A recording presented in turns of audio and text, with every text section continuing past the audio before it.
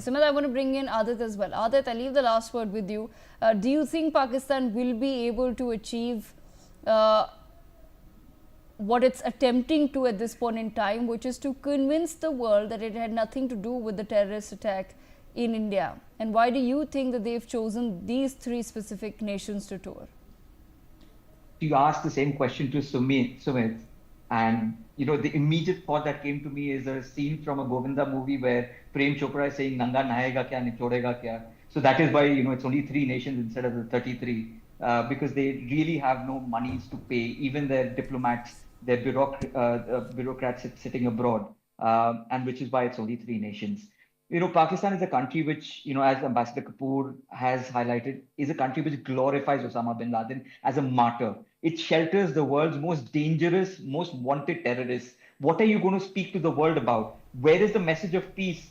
India has gone with a clear-cut plan where they are basically demonstrating that we are the first casualties of Pakistan-sponsored terrorism, and we have been so for the last 50 years.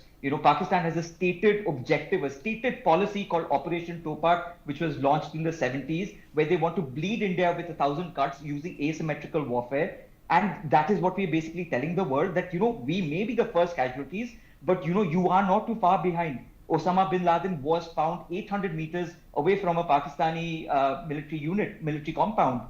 And at the end of it, we are also sending a message to the world that, we are progressing with you and we want to build a collaboration with you using AI, using manufacturing. We want to build a collaborative future which looks at benefiting us all as a collective society.